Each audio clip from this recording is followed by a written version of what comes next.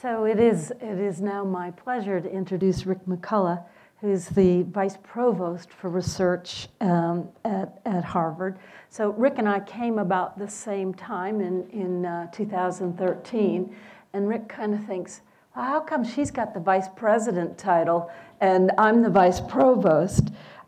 It's just one of those Harvard things, right, that does that, because he was formerly the Vice President for Research at Carnegie Mellon, and he also served as Dean of the Mellon College of Science and head of the Department of Chemistry.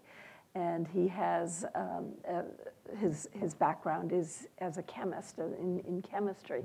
But mostly what I want to say before he gets up here is what a wonderful colleague he is. Harvard is a pretty complicated place. All of those who work here can experience that on a daily and hourly basis. And I admire Rick both for his equanimity, his ability to just kind of let things roll off his back. And I do remember that time we were sitting maybe in this building in a strategic planning thing for the Provost's cabinet. And you know, a little bit of sotto voce saying, oh, can you believe this, can you believe that? But he gets things done. He is doing really exciting work. And I thought perhaps today he could tell us about some of what he has in mind for Harvard. So please join me in welcoming Rick. Are there mostly librarians here, or is this a mostly mixture? Librarians.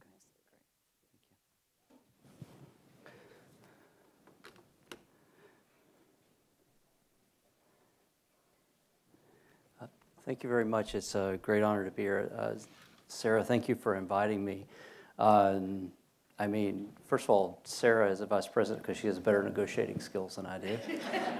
And she is also a really wonderful colleague, obviously better vocabulary than I have as well. I have to look up several of those words that she used to describe me. Hopefully they were all complimentary.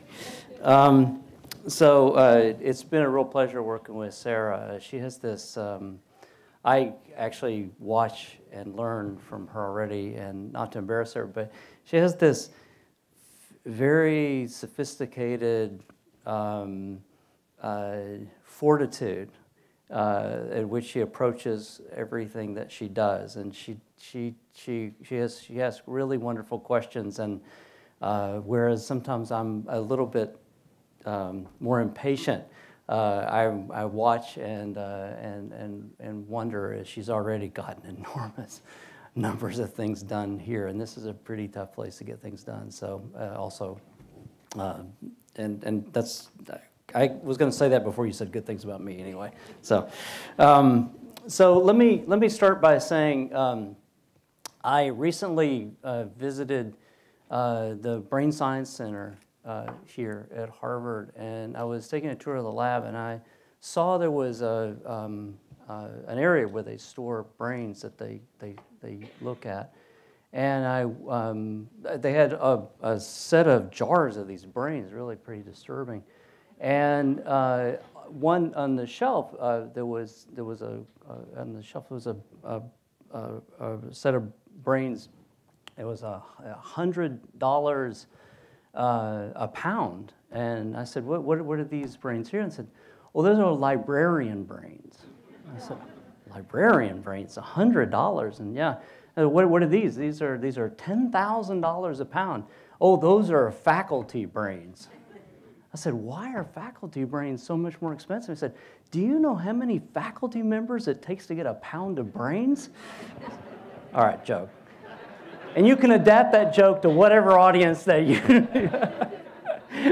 My former president told that joke one time to the staff. I thought it was a very funny joke, but it also is true in many ways, as we have to work with a very complicated set of issues here at Harvard, including a large number of faculty members who are used to getting their way now. And I have the fortunate position to be a faculty member who can tell them, you can't act this way. because, it's not allowed. But we do work on those things. Well, Sarah asked me to speak on data management. I think my first response is, I don't really know anything about data management, so why would you ask me to talk on data management? And I think I was like, well, the policies sit in your regime. And I was like, well, yeah, but I still don't know anything about data management. And then when I was sitting here in my chair, and I just wrote on my iPhone here, the committees I serve on are chair here at Harvard, and I guess I must know something about data management, or at least are expected to. I serve on the Harvard Academic Computing Committee, which is a committee that is talking about access to all data, including student data, any data about utility use, or any application data, or any data that we would have that we should be able to share so faculty can actually use that data to do research. It's a very complicated set of issues, as you might imagine. We're dealing with edX, online platforms, and sharing data that we would get from students who take things online, and so that's just one committee. I chair the Big Data Science Planning, Big Data and Data Science Planning Committee. I chair the Harvard University and Hospitals Big Data Task Force. I'm on the board and executive committee of Mass High Performance Computing Center, which is a thing out in Holyoke that we have massive amounts of storage data with all 5 universities in this area. I am the risk champion for University Risk Management Committee, which is not something I'd recommend to any of you. I'm on the Data Security Executive Council. I oversee data management, data security. I oversee research computing. I lead big data science, strategic planning. Okay. So I guess I know something about data management, but I would tell you that I don't know anything about data management, but I'll do my best to tell you what I do know. But I do sit on a lot of committees with a lot of really smart people who know a lot about data management.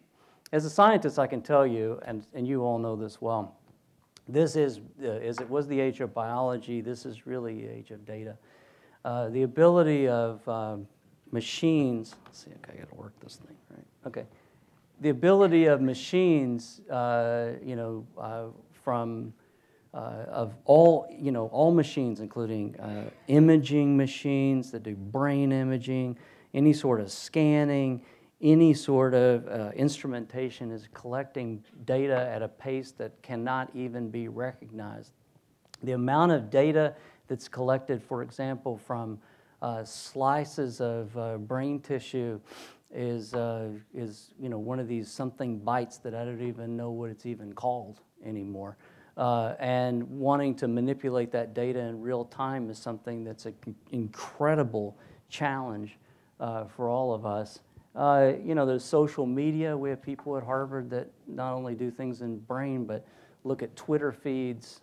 Gary King, one of my colleagues, looks at the Twitter feeds during Tiananmen Square and was able to understand censorship in China, about what China was censoring and what it wasn't censoring, that it was censoring the ability of people to come together, but it didn't really censor anything that was critical of the government. Fascinating stuff, but the amount of data from that is unbelievable.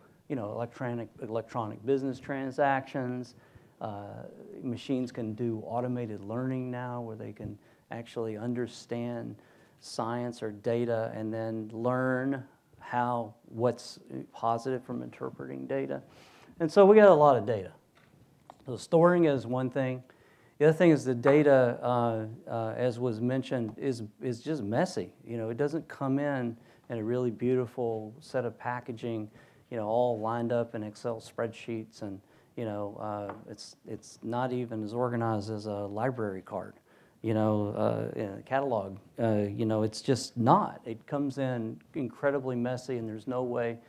The management of data is very difficult. The ability to image the data, to visualize it, is an incredible challenge. And it's just a really, really, really huge problem. And then on top of that, we're now being mandated by the federal government that we have to produce data management plans for our grants. And they're asking the universities to make sure that we have these policies in place and that we enforce them. And if, I guess the Office for the Vice Provost of Research is in charge of making sure that happens, and we have policies that do this, but I have to tell you, it's a really complicated problem, and it's very difficult to see how to implement these things. And there's some places you can go to talk about, you know, the security issues, but there's also access issues. We now need to have all the data available. If it's funded by the NIH, then that data needs to be available for everybody to get access to. Again, it's all messy. I'm a chemist, you know, the students write in a notebook and then they get some data on some machine, a nuclear magnetic resonance machine or an infrared spectroscopy machine, and then they take that data, and then in the old days, you just roll it up and throw it in a drawer, and then, you know, about 10, 20 years from now, you take that data and throw it away because you got to clean the lab up. And now it's on disk, right? And so I have all kinds of data from my students that are on, you know, 3.5-inch, you know, floppy disk or something that probably I think they got thrown away when I moved from Carnegie Mellon. And so, you know, I mean, I don't even know, and now we have it all on software, but then we're depending on the individual students and postdocs to share the data, and there's no platform to do that. One of my colleagues, Lon Asperguzik, has created some software for managing lab data and trying to do something about that. When I first came here, before Sarah came, we had this grand idea that we were going to try to merge all these things together and get data management from the labs and the library to come together to try to take on this problem. And maybe that's what some other universities have done, but here we haven't quite gotten that far along yet. And, you know, given that every single, the data ownership looks like stars in the sky in the middle of Montana, each star representing who owns that data, and then you have to go to the faculty members who believe that they own the data, which of course they do. At the end of the day, I can tell you that Harvard owns the data, but we allow the faculty to own the data, even though they generate the data, but God forbid that I would tell a faculty member that Harvard owns the data, it's their data. So getting them to understand how to share that data is complicated. It's not just pushing a button. It requires a lot of talking. And then when you pile on top of that the idea that we have no way, this is something that we've been trying to take on at all different levels, from the federal government to my colleagues at the Ivy Plus, to within our own institutions and hospital. How do we share patient data? There's no way to secure that data. The hospitals don't feel comfortable with sharing that data because of security issues. If you make it HIPAA compliant, then there's no data left to analyze. So, I mean, we have a huge problem. So other than putting in the patient data in a room and locking it up, having the people go to the data, that's the only way you can sort of solve these problems.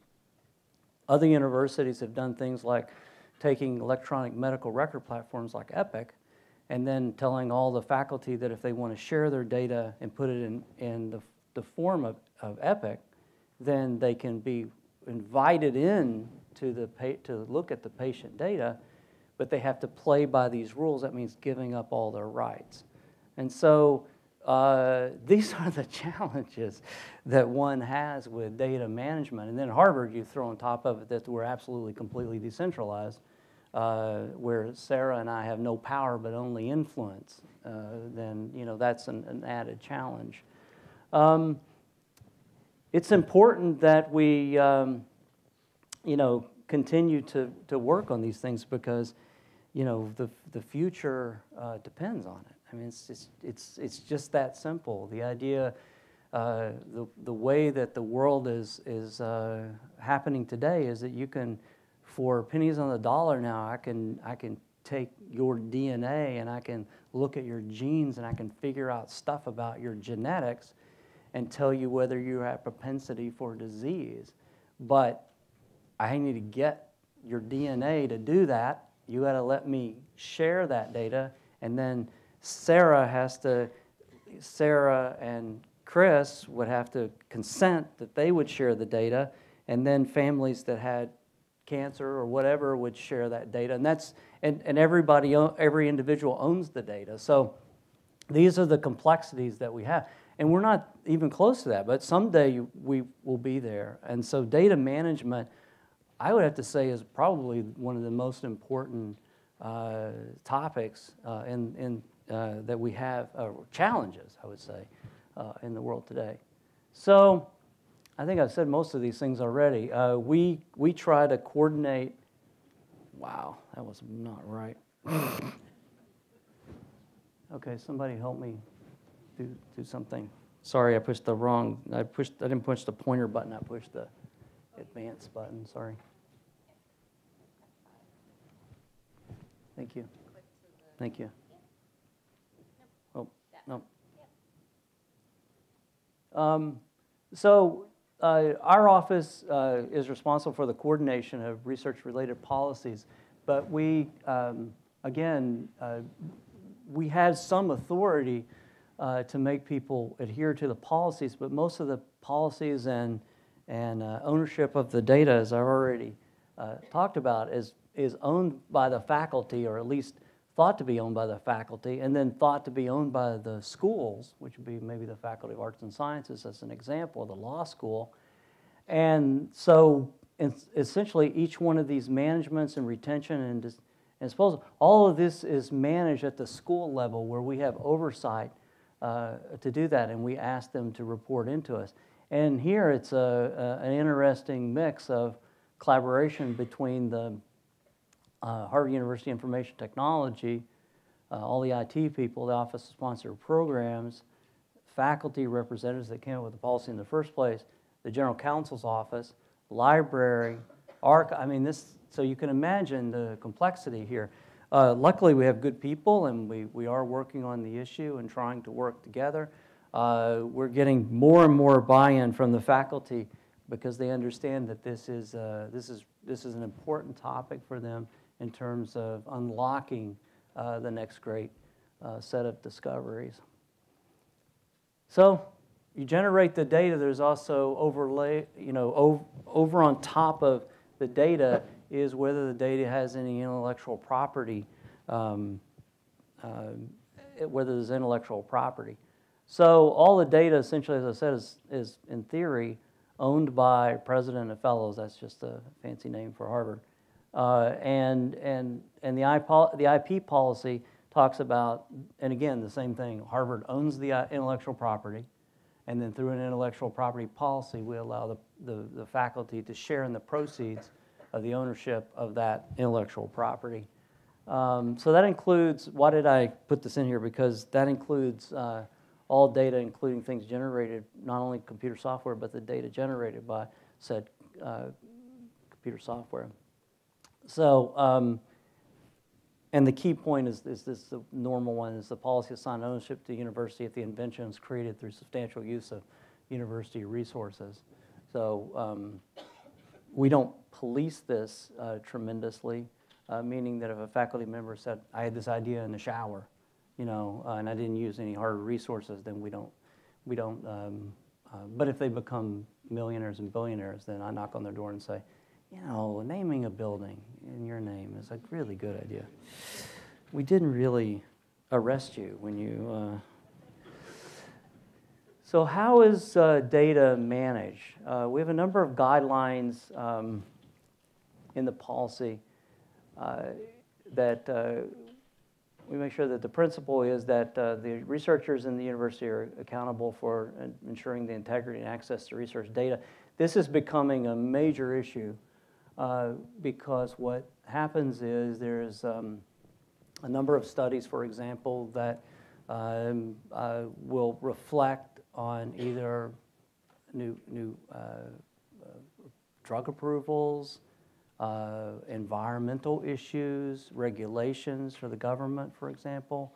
The famous one that we have at Harvard is that there was a study called the Six Cities study, and the EPA had used some of that study to generate policy, and there are people in Congress that feel that that was done in secret, and the so-called secret science has sort of come out of that. And so the issue at hand is that this was patient data that people got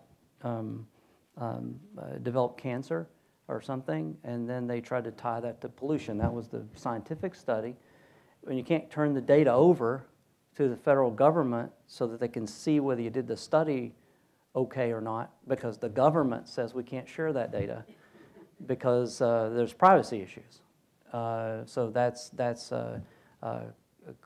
human subjects research, and without the consent of the patients, we can't give that data to the federal government. But the federal government says that we're doing something in secret. So it's a complicated morass of things that go on, and there's a constant ask for that. And then there's always, people wondering about research integrity, and so the ability to produce the data is important. And I can't just sort of go to a drawer and pull it out and undo all of my spectra and lay it out on the table for everybody. We need ways of doing this. And the library is a wonderful idea of thinking about how to deal with this issue. It's not free, though. So again, there's financial management, research results. These are all things that you're very familiar with. The key elements of the policy have to do with guidance for retention and security. I just talked about this human subjects identifier issue. And then we asked the schools to report back to the Chief Compliance Officer, Ara Tomasian, who works in my office. So how's the data managed? We have university-wide policies that are evolving. So we had, this one is a policy that's new, that's on access to electronic information that provides guidance for the university's access to user electronic information stored and transmitted to the university system. So we've had some controversial issues here where there were students that were alleged to have cheated, and then there were some emails that somebody thought the dean's, some resident dean maybe had sent the students warning them they were going to be under investigation, and then somebody at Harvard looked in and tried to look through emails. They didn't look at their emails, but they looked at just the titles or something, and so that was really a bad thing that happened. And so from that, we generated a policy that says what Harvard can actually go in and look at, that there's a privacy issue, that they can't look at my emails where I'm talking and saying bad things about my colleagues. There's a process by which, and circumstances by which is the only way you can go in and look at these things. It has to be pretty serious stuff. There's information security policy. This has to do with data from teaching, research, and operations, and as it relates to human subjects data. The trend is for our IT services run by Ann Margulies is moving more and more to contractual cloud services such as Amazon Web Services to assist with secure data storage. This is another issue. Amazon says that they can provide secure ways to store the data, but unfortunately they don't provide indemnification if somebody were to hack in and steal the data and then sue Harvard. So, I mean, they can promise secure, but it's not secure if we're the ones that have to take all the risk. And so, so this is so, everybody says, oh, well, this is great. You just store all the patient data up in the Amazon cloud and say, yeah, but if somebody hacks into it and gets all the patient data and we get sued, then we have to pay the bills. So this has not been solved. And the NIH is trying to take it on because they see this as the ability to use patient data to do personalized medicine or, precision medicine, the ability of, one person's breast cancer is different than another person's breast cancer is something that's well known, and there's data for it and treatment for those. But it's not. But we haven't been able to use the data because we can't get to it because of security issues and these issues in management. So it's a big challenge. So we act as a resource for helping people to understand how to manage human subjects data. We help people. Chris Bolt is here. Raise your hand. Is she is all things Adams, acquired data management accountability system. She works in my office, and this assists researchers with the management of data use contracts for bringing on outside data. We have to guarantee that we'll, secure it or take care of it in the right way. And data security worksheets. I think that you also manage how data security gets rated. Is that? Along with the IRB, of course. So we work hand in hand with IRB, which is the Human Subjects Compliance people, to make sure that we have this all in hand. And then we have collaborations with the Center for Translational Science to develop toolkits for data management protection practices. But, this is, Harvard probably has, I don't know, 10 or 12 different programs going on in terms of data management, that are both within the schools, within individuals, within, you're going to hear from IQSS, which is the Institute for Quantitative Social Sciences, and so they've been very active in developing stuff. To Alon Aspergus in chemistry is an individual who has the data management stuff that he's doing. There's things going on in the library. There's things going on in the schools. There's things going on in my office. There's things going on in the Harvard University Information Technology organization, and on it goes. And so part of our challenge is to let everybody be what they want to be and do what they want to do. But from a security point of view, we have to have, in human subjects and compliance issues, we have to make sure that people, you can do certain things, but you need to do it in a way that complies. And then our challenge is trying to figure out how to bring some of these things together and work collaboratively on managing these things. So hopefully I didn't present a negative picture, because that's not really what I mean. This is really not a negative. This is an incredible opportunity. It's just one that is so important, and it's one of the reasons that folks like all of you who think about this all the time and have a lot of experience managing these data, managing data, are so important to the process. So again, I just said all this. It's a complex regulatory mandate. The senior research officers of the Ivy Plus, we've had a couple of sessions on this. We're all struggling with it. Universities that own their hospitals have a much easier way of dealing with this, because they can have the hospitals and researchers work together. The electronic medical records is under one platform, and they can ask researchers to play along. People like us, where we don't own our hospitals, but we have affiliate hospitals which have Harvard affiliation, but are completely independent operations. That's one partners may buy Epic, and another hospital may build their own homegrown system, and our researchers are not yet connected. And so that's one of the challenges that I'm working on, trying to develop connectivity between, for example, Mass General Hospital, the Brigham and Women's, the Beth Israel Children's, Dana-Farber. With all the data that's going on there, how can we at least physically connect our systems together, and working with Ann Margulies, our COI, on that, and then also talking about how to secure the data. And that's what bullet 3 says.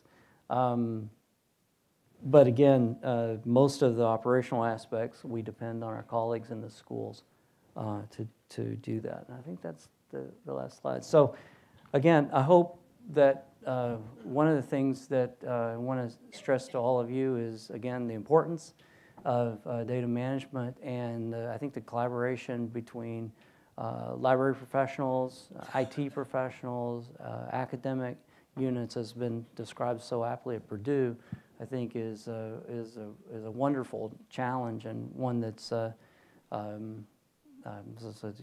herding cat. I like the is beyond herding cats. I think is I have a special magic wand for herding faculty, and so that's the way I was able to get this job, so I can herd 10 or 15% of faculty. So that makes me a special wizard. So that's what we do, and it's very important that we continue to press forward. And thank you all for taking the time, and welcome to Harvard.